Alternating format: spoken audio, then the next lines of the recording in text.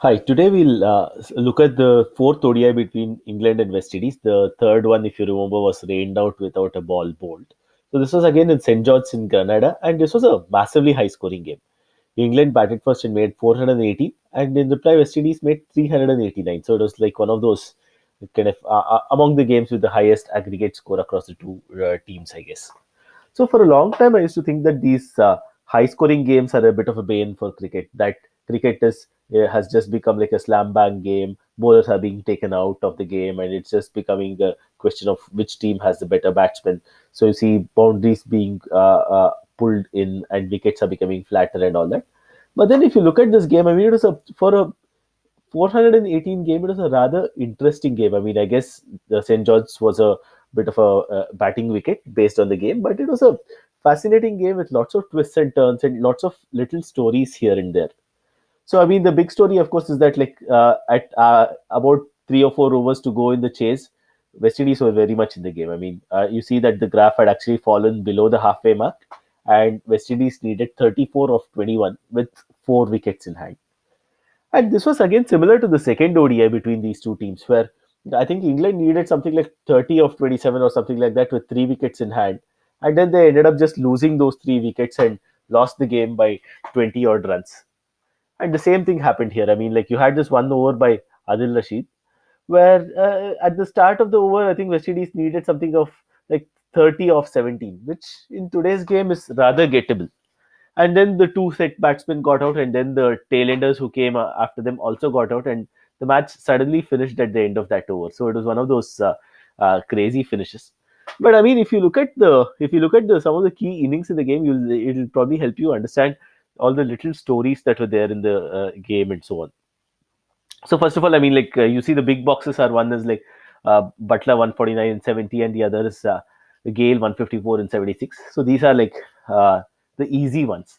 But then if you also see the little boxes, there are a lot of other nuances in there.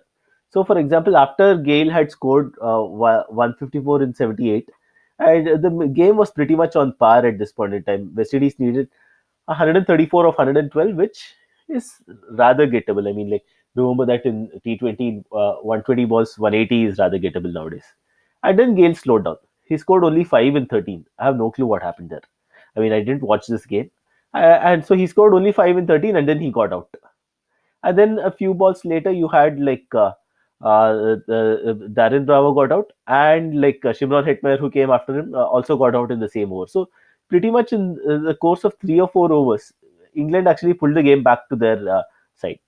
And then look at this. It's if you look at the partnership between Brathwaite and Nurse, again it was very interesting.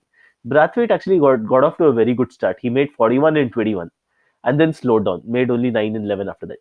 Nurse, on the other hand, started with 19 and 30, and then accelerated towards the end. So it's almost like these two guys together. Like I mean, when one was batting well, the other was kind of settling in, and the other way around and stuff.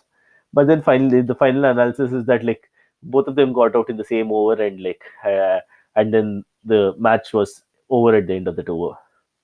So it's an interesting scorecard as well. I mean, like if you look at the impact, obviously among the in terms of batting, West Indies is mainly down to Chris Gale, monumental 162 of 97. But we see that towards the end of the innings, he actually slowed down a bit, so it wasn't like maybe if he had gotten out a bit earlier, they might have been served better.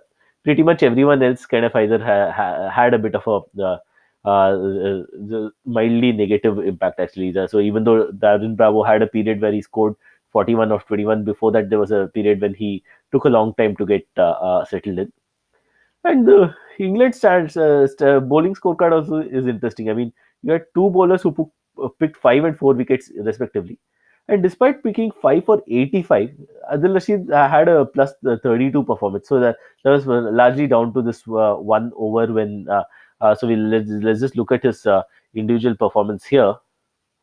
And if we see that, it is all rather down to this one over. I mean, he had a wicket earlier as well, but like I mean, in this one over, he just picked up 4 wickets, and that almost. I think he was actually in negative territory before this because he had gotten hit for a little bit.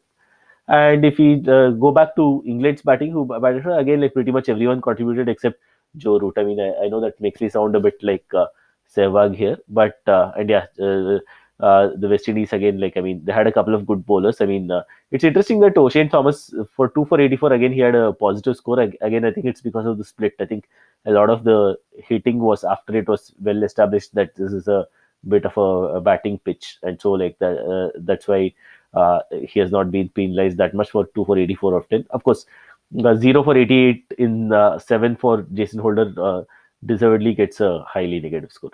So yeah, so I mean, what this match has established is apart from the fact that Gale is far from a finished product. I mean, like there's talk that he's going to come back or continue to play on even after the World Cup. After this, it showed that high-scoring games can be interesting. They can have a lot of twists and turns, and like there is more to cricket than I mean, like it's not that much of a bad thing. You just need to recalibrate your expectations.